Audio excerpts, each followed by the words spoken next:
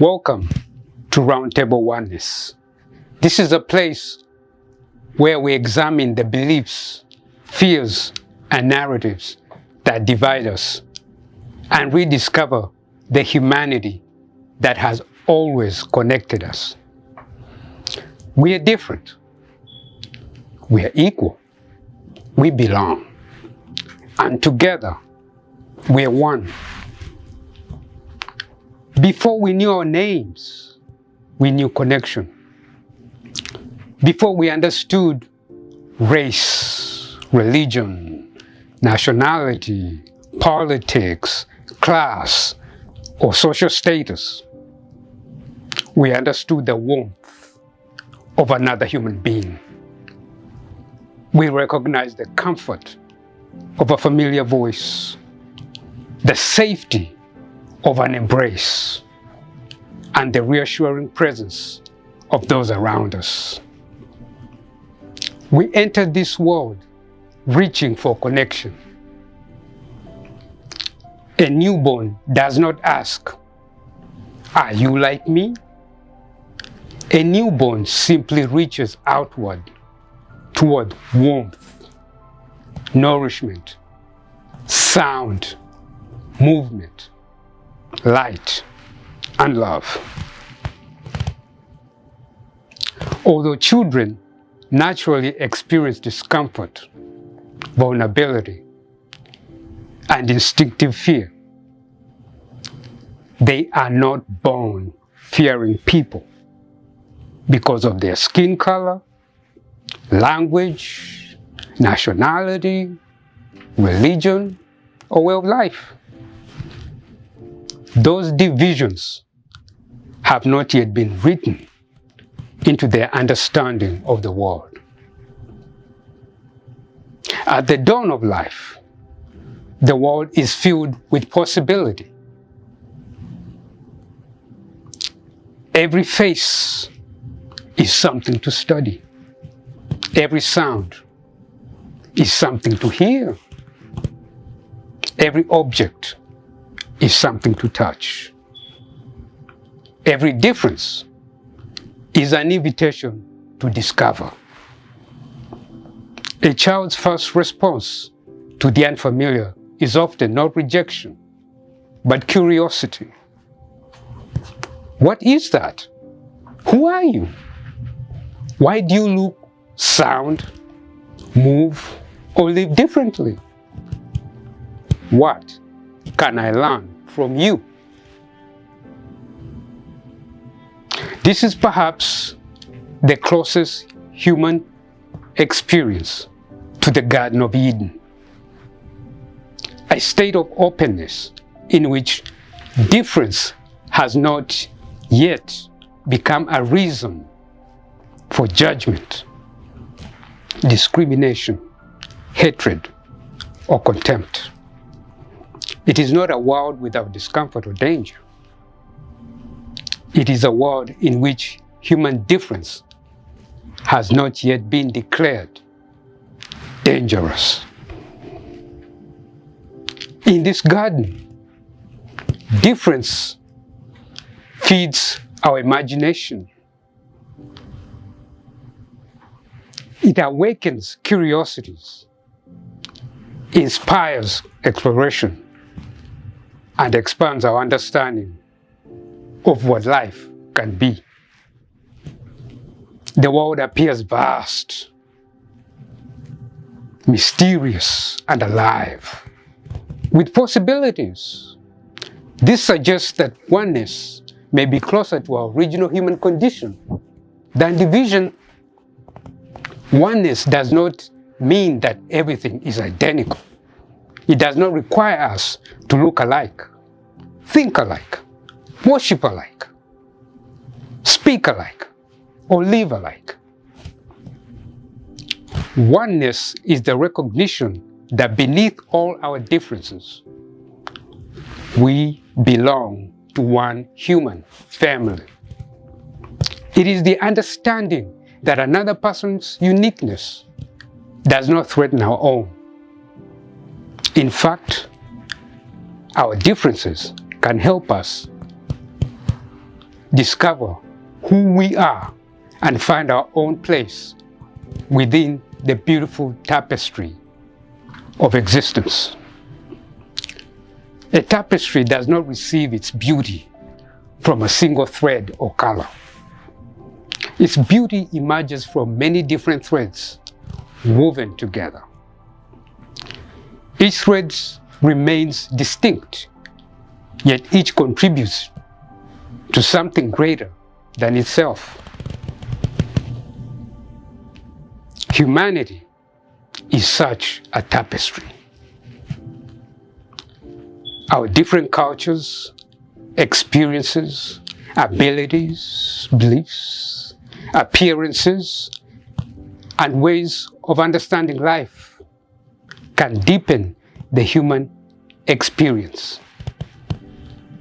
Difference can challenge us, teach us, and reveal the possibilities that we may never have discovered by ourselves.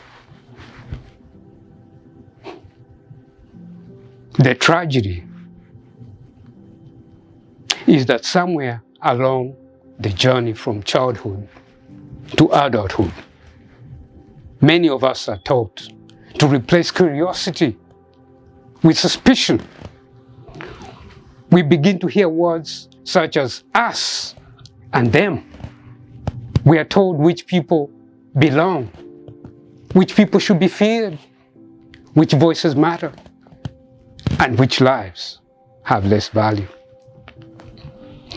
We inherit old grievances, stereotypes, prejudices, and social divisions, sometimes without ever examining where they came from or whether they are true. Gradually, the unfamiliar may stop being something to explore and become something to avoid. Difference becomes distance. Distance becomes suspicion.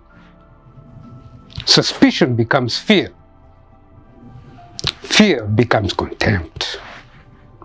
And contempt eventually becomes discrimination, hatred, conflict, and even war. We begin to believe that equality requires sameness. We assume that for another person to be equal to us, that person might think like us, live like us, or become more like us. But equality does not mean sameness. Equality means that our differences do not diminish our human worth. The eye is not the hand. The heart is not the lung. Each has a different form, purpose, and way of contributing to the body. Yet none can declare that the others are necessary simply because they are different. The health of the body depends upon its different parts working together. So does the health of humanity.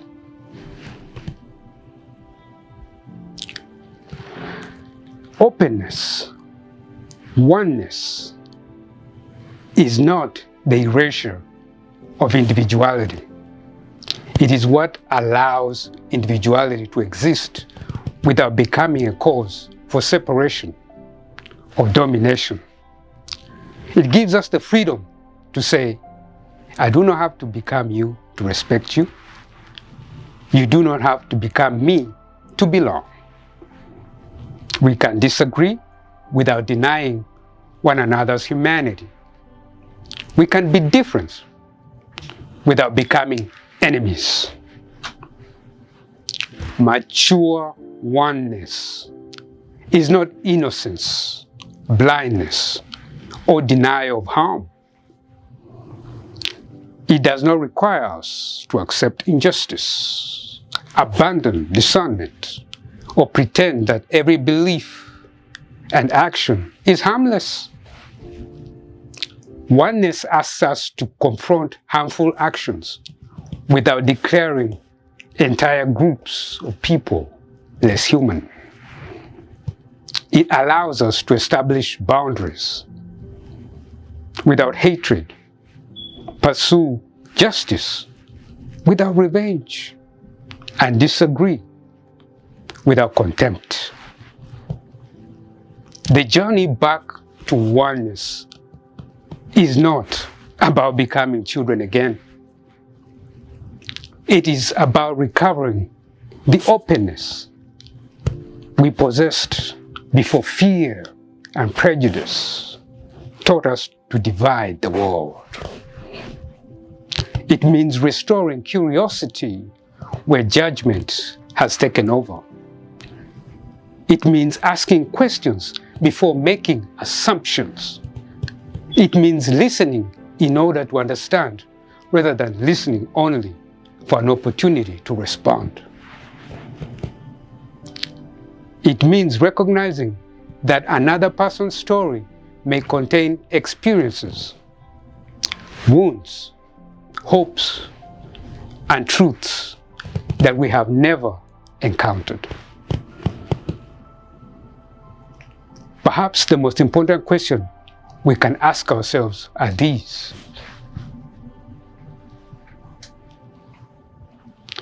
When did difference first become frightening to me? Who taught me what to fear? Have I examined whether these beliefs are true? What might become possible if I approached difference with curiosity rather than contempt? Oneness is not a distant utopia. Its seeds already exist within us, in our desire to belong, our longing to be understood, our instinct to connect, and our hope for a life of peace, meaning, and freedom. The opposite of otherness is not sameness, it is belonging. Our differences do not remove us from the human family. They help give the human family its depth, beauty, strength, and possibility. Perhaps then, our task is not to invent oneness. Perhaps our task is to remember it. Thank you for joining me. Until next time, take care of yourselves and each other. Thank you.